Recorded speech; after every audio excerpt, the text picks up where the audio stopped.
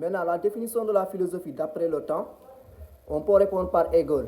Vu que le philosophe est considéré comme un être qui est borné, qui est destiné à mourir, exemple, s'il nous propose une définition sur la philosophie, une fois qu'il n'est pas là, donc il y a quelqu'un qui va remplacer sa définition va être qu'adulte, on va essayer de remplacer sa définition.